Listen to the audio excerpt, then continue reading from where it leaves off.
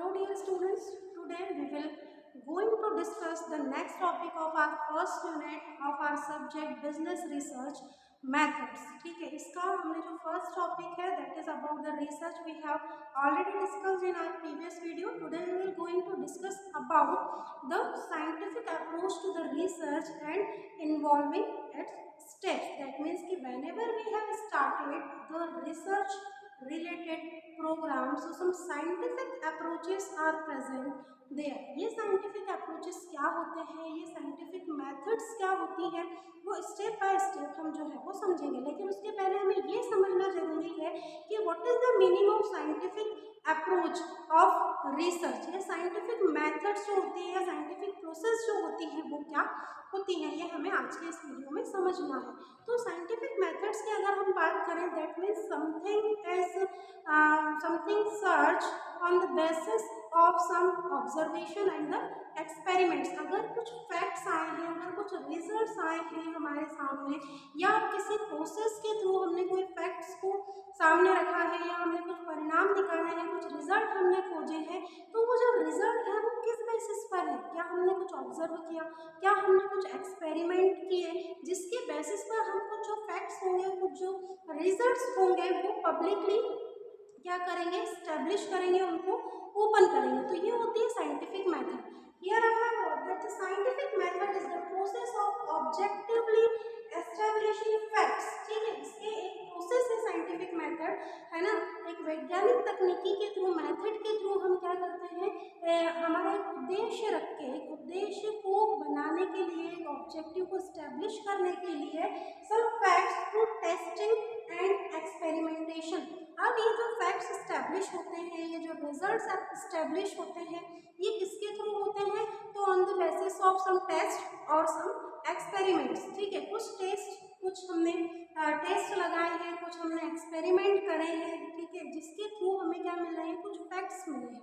ये जो फैक्ट्स हैं they are having some objective. उनका कुछ ऑब्जेक्टिव है, उनका कुछ उद्देश्य है, और उन उद्देश्यों को बनाने के लिए जो हम रिजल्ट्स लाए हैं उनके पीछे भी कहीं ना कहीं कोई टेस्ट इन्वॉल्व है, कोई एक्सपेरिमेंट्स हैं. हम डायरेक्ट नहीं कह देते हैं कि अगर पेपर में कोई न्यूज़ जो है वो पब्लिश हुई है ना, या कोई तथ्य हमें बताए, या कोई फैक्ट्स हमें बताए हैं, या किसी भी चीज़ के कोई रिजल्ट्स हमारे सामने प्रेजेंट किए हैं, तो उसके पीछे कहीं ना कहीं महीनों के, सालों के कोई टेस्ट रहे होंगे, कोई एक्सपेरिमेंट्स रहे होंगे, जिसके बेसिस पर उन फैक्ट्स को फाइनली उजागर किया गया है. तो साइंटिफिक अप्रोचेस यही होते हैं. और अगर हम बिजनेस के सेंस में साइंटिफिक अप्रोच मेथड्स को पढ़ते हैं तो उसके पीछे भी यही एक पूरा स्टोरी होगा कि अगर आप बिजनेस से रिलेटेड कोई रिसर्च कर रहे हैं, अगर आप बिजनेस के लिए कोई रिसर्च कर रहे हैं, तो डेफिनेटली आपने कुछ ऑब्जर्वेशन करके, कुछ कोई एक्सपेरिमेंट्स करके, मान लो कि हमें पता चला कि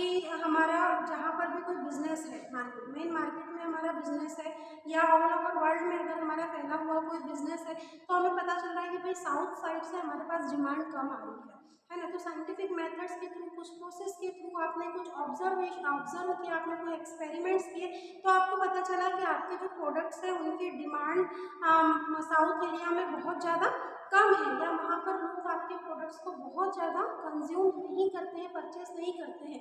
तो ये जो फैक्ट्स आपके सामने आए, the reason behind that some experiment, some test, वहाँ पर आपने एप्लीकेबल किया. मान लो कि आपने वहाँ पर क्वेश्चन के थ्रू आपने कोई फैक्ट्स लेकर आए हैं, आपने टेस्टिंग की है कि भाई यहाँ पर हमारे जो प्रोडक्ट्स हैं वो क्यों कम सेल आउट होते हैं, या क्यों कम कंज्यूम होते हैं, या इनकी डिमांड साउथ एरिया में क्यों कम है. तो सब एक्सपेरिमेंट्स पर देयर, कुछ आपने वहाँ पर एक्सपेरिमेंट करे होंगे, कोई टेस्ट आपने करे होंगे क्वेश्चन आयर के थ्रू, सैम्पलिंग के through, what ever the method you have adopt, आपको पता चला कि ये रीज़न है ना. तो इस तरीके से ये साइंटिफिक मेथड आपकी होगी रिसर्च के लिए. अब some steps are involving whenever you have started the scientific method. अब इस साइंटिफिक मेथड्स के लिए हमें करना क्या है, तो here some steps are involving for the scientific method. कि भाई जब भी आप कोई साइंटिफिक मेथड के थ्रू कोई रिसर्च करना चाहते हैं, या आप किसी चीज़ को पता करना चाहते हैं, तो some steps you must have to follow. आपको कुछ स्टेप्स को क्या करना होगा डियर स्टूडेंट्स, फॉलो करना होगा. सबसे पहले asking a question about something you observe. First of all, the question come into your mind what you have observe. सबसे पहले एक क्वेश्चन आपके दिमाग में आना चाहिए जो आपने ऑब्जर्व किया है या किसी आपने ऑब्जर्व करके कोई क्वेश्चन आपके माइंड में आ रही है। जैसे इसके जस्ट पहले मैंने एक एग्जांपल दिया था आपको कि भाई साउथ साइड से डिमांड कम क्यों है। ऑब्जर्वेशन के थ्रू आपने ये देखा कि भाई नॉर्थ ईस्ट वेस्ट साउथ से जो डिमांड्स आ रही है वो हमारे पास क्या आ रही है, कंटिन्यूसली आ रही है और जिस रेशो में हमें चाहिए उस रेशो में आ रही है। बट एक ऑब्जर्वेशन के थ्रू आपने पता लगाया कि साउथ साइड से जो डिमांड है पर्टिकुलर प्रोडक्ट की सर्विसेज की जो भी आप सेल कर रहे हैं उसकी कम है। तो एक first of all you must have to ask the question behind question for your testing related things that कि भाई हमने ये टेस्ट किया और हमें ये पता चला, तो हमारे मन में क्वेश्चन आना लाजमी है कि ऐसा क्यों। जो भी आपने ऑब्जर्व किया, जो भी आपने अनुमान लगाया, जो भी चीज़ें आपको पता चली, सबसे पहले you must have to ask question for that. Next step, क्योंकि क्वेश्चन ही नहीं आएगा तो आप किस चीज़ की रिसर्च करने के लिए आगे बढ़ेंगे। कोई क्वेश्चन है तभी तो हम उसके लिए आगे बढ़ेंगे, तभी तो हम उस चीज़ को ढूंढेंगे, उसे खोजेंगे। Second step, doing background research to learn what is already known about the topic। Background research क्या होती है कि जो चीज़ें हमें ऑलरेडी उस पर्टिकुलर टॉपिक के बारे में पता है उस चीज़ को क्या करना, स्टडी करना। जिस चीज़ के बारे में ऑलरेडी हम बहुत कुछ अच्छे से जानते हैं उस चीज़ को क्या करना, स्टडी करना। ये आपको बैकग्राउंड रिसर्च भी काफ़ी कुछ सीखने को, स्टडी करने को हेल्प करता है कि that kind of things we already know and we are doing more and more study on that। हम उसके जो चीज़ हमें पता है उसके लिए भी हम और अध्ययन कर रहे हैं। Next, constructing the hypothesis. अब हम नेक्स्ट स्टेप में क्या करेंगे, जो चीज़ें हमें पता है, जो क्वेश्चन हमारे माइंड में है उसके बेसिस पर हम एक हाइपोथेसिस को क्या करेंगे, कंस्ट्रक्ट करेंगे। अब हाइपोथेसिस का क्या मतलब होता है कि जो चीज़ें हमें पता है लेकिन सिर्फ एक अनुमान के तौर पर, हम फाइनली उसको रिजल्ट घोषित नहीं कर रहे हैं, that is called hypothesis.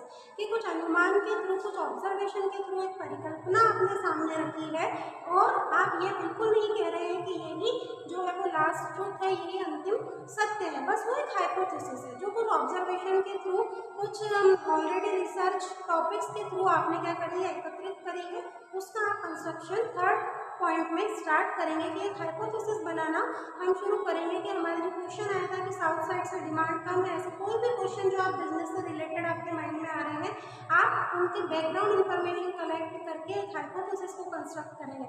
Hypothesis construct हो जाने के बाद experimenting to test the hypothesis. अब जो वो हाइपोथेसिस आपके पास आई है, जिसको आपने स्वयं ने कंस्ट्रक्ट किया है, उसके ऊपर आप क्या करेंगे, कुछ टेस्ट जो है वो एक्सपेरिमेंट के तौर पर लागू करेंगे, अप्लाई करेंगे। उस हाइपोथेसिस में कितनी सच्चाइयाँ हैं या उसमें जो कंस्ट्रक्ट की गई हाइपोथेसिस है उसमें कितनी बातें सच है, या किन रिजल्ट से या किस रिसर्च से हमें और कुछ आगे की जानकारी मिल सकती है, इसके बारे में आप एक्सपेरिमेंट उस पर्टिकुलर हाइपोथेसिस पर करेंगे। क्योंकि ऐसे बहुत सारे पैमाने आपके पास हो सकते हैं, आपके हाइपोथेसिस में लिखे हुए हो सकते हैं।